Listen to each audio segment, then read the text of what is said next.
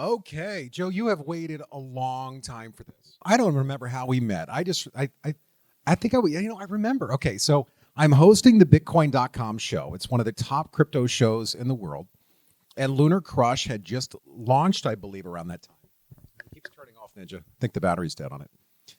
And you and I got talking after the show. And I said to you, look, I'm doing this little thing in Monaco.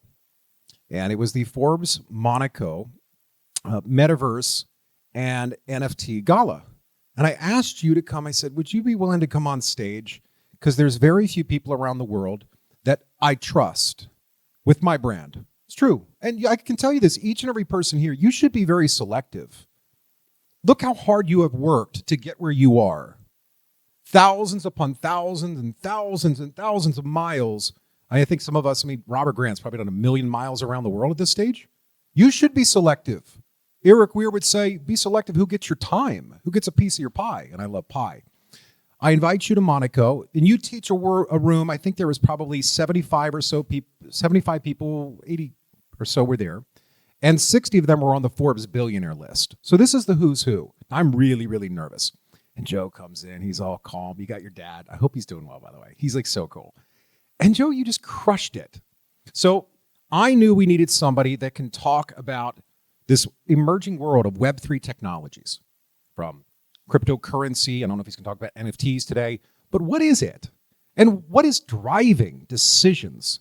Because we got FOMO, the fear of missing out, FUD, fear, uncertainty, and doubt. So with that, I'm going to bring my expert to the stage. Joe Vezzani, you're a dear friend. I'm going to give you that one. This one's probably dying. Yeah. All right. Hello, everyone. Thanks, Dustin. You guys probably thought you were going to get out of here without at least one Bitcoin millennial talk, but sorry about that. And millennials are getting older. I turn 39 tomorrow, so hope that makes you feel even older. It's 3:20, something I like to do in all my talks. You can stand. You don't have to stand, but we'll do a quick 15-second breathing exercise. Does that sound all right with everyone? We're just going to breathe in for 5. We're going to hold for 5, and then we're going to let go for 5. All right? Ready? Breathe in. 2, 3, 4, 5. Hold it. 2, 3, 4, 5. And let it go. 2, 3, 4, 5. All right. Love that. Hopefully everyone got a little re-energized there. My name is Joe Vezzani. I'm the co-founder and CEO of LunarCrush. We're a social media intelligence company. So LunarCrush was born in 2017 out of a need to understand how social media affected cryptocurrency prices. And since then, we've expanded to the stock market, and now simply you can think of us as Google search for social media. Maybe not the big one. All good. I'm also interested in sitting on a private board of a Series A to pre-seed startup. So if you're focused on AI, come and find me. I can add value in lots of ways as a founder that's raised capital. And so at our core at LunarCrush, though, we are focused on cryptocurrencies and Web3. And so today I'll be talking about them in something that I've titled, What Are All of These Other Things? The name comes from a moment early on when explaining Bitcoin to my mom. And after a bunch of tries, she said, well, that's all fine and dandy, Joseph, but I want to know what all of these other things are that you're always talking about. She was asking because while explaining Bitcoin, I had told her there were tens of thousands of other cryptocurrencies, and it wasn't just Bitcoin. But before we can figure out what all of these other things are, we do need to start with what Bitcoin is. So Bitcoin is the world's first public digital payments infrastructure. So Bitcoin is the world's first public, emphasis on public, digital payments infrastructure. It's available to all and not operated by any single entity. It's the world's first globally accessible public money. Bitcoin is the most widely adopted cryptocurrency, and it's the world's oldest cryptocurrency. So how is it possible to have a public digital payments infrastructure that is globally accessible? Bitcoin is possible because of the invention of blockchain technology or blockchain software. I like to say it's just software. You don't have to think about it as anything more than that. It's a program installed on a computer. The program receives and then verifies that all Bitcoin transactions are valid. And Bitcoin running on one computer, it doesn't have a lot of value. But Bitcoin running on 100,000 computers across the world simultaneously does evidently have a lot of value, as we can see out there today. And that is the public part when we say public digital payments infrastructure and public money. 100,000 computers all competing based on their computing power, basically to guess a number the fastest, right? It's about speed and power. So if you know a lot more math, it actually doesn't help you. It's kind of just the brute force strength of how do you go. So they're just trying to guess a number. And whoever guesses that number the fastest broadcasts it to all 99,999 other computers who do a final validation, and then we have something called finality. And whoever guesses the number the fastest gets rewarded in Bitcoin. I think I'm ahead, but that's okay. And then we start that process all over again. And this happens roughly every 10 minutes. If the process takes a little too long or is it going too quickly, the difficulty of guessing that number either increases or decreases. Always trying to get back to 10 minutes. So if the block is guessed on average every 9 minutes for 2 weeks, the number guessing gets a little bit harder. If blocks are guessed on average every 11 minutes every 2 weeks, the guessing gets a little bit easier. So again, we're always trying to get back to that 10-minute number. And there will only ever be 21 million Bitcoin. 19.8 million have already been rewarded, and we think about 3 million are lost, but we can talk about that at dinner. So again, Bitcoin is the world's first public digital payments infrastructure, and Bitcoin made real money on the internet a possibility. That's the breakthrough that we're talking about. You have a whole new economy on the internet. Bitcoin is making money real on the internet. And so now you all understand how Bitcoin works, right? Well, if you can think of Bitcoin as a calculator that takes records and can't be changed, you can think of Ethereum, the world's second largest cryptocurrency, more of as a computer. So operations and software can be coded into it, making it much more versatile or more versatile.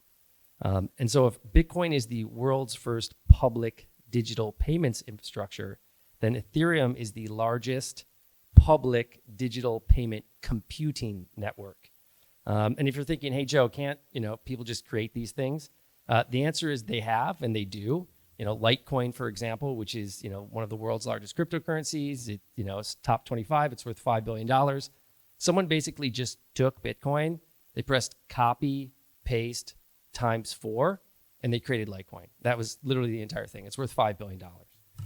And there are hundreds of thousands of these cryptocurrencies, not all of them trading on markets, but there are thousands that do billions of dollars every single day. So again, Ethereum is the largest public digital payment computing network. Just like Bitcoin, Ethereum runs on a blockchain, which you all know what that is now because the first part of my talk, right? There are many different types of blockchains and different ways to create security. But all you need to know is that it's many computers working together, running the same software simultaneously. So you can imagine, you're at a concert, maybe it's a Jimmy Buffett concert, where everyone is singing along to the same song. There's thousands of people singing together. If some people stop singing or they leave early, the song continues just fine because so many other people are still participating. The collective voices keep the music going without any noticeable change. So in the same way, a blockchain is like a crowd. It's supported by many computers, the people singing, working together. So if some computers stop working or they go offline, the rest of the system continues to keep running smoothly. So even if a few are removed, there's no effect on the overall performance. And there's hundreds of thousands of individuals and companies all contributing to its security, maintenance, and utilizing the network to operate businesses. So anyone can create a token or value on Ethereum, and anyone can transact freely on the network. All you need is an internet connection. In order to use the network, you pay a small fee every time you want to memorialize something on the blockchain. This fee can range from less than a cent to a couple $1,000 depending on the operations that you're trying to run. There have been over $7 billion in fees in the last 12 months on Ethereum, so no small feat. It's a pretty large business. And so with the advent of Bitcoin and Ethereum, we now live in an era of publicly accessible money and the publicly accessible computing of that money. Emphasis on public, again, no one owns this. And so it's not just buy and sell, it's not just send back and forth. There's also, there's transacting, there's people doing business on this. And so these are simply the two that started it all, but these are the innovations that are out there. That's really the paradigm shift in this industry in the last 15 years. So Joe, you keep talking about these two things. What are all of these other things that are out there?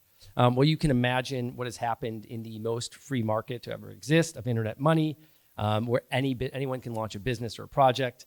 It's been an absolute renaissance of innovation and growth. You now have hundreds of thousands of blockchains, or thousands of blockchains and hundreds of thousands of assets on those blockchains, all competing and all finding unique selling propositions. So some blockchains produce blocks faster than others. If you want to move faster, some have the ability to store more data on each block. Maybe you want to transfer an image. Some claim to have the most vibrant developer communities where innovation will move the fastest. Some claim to be more compliant and regulation friendly. Some are focused on finance. Some are focused on art. Some have tokens that solely exist because of a single meme or person. Think about something like Dogecoin, billions of dollars because of a dog picture. It's real.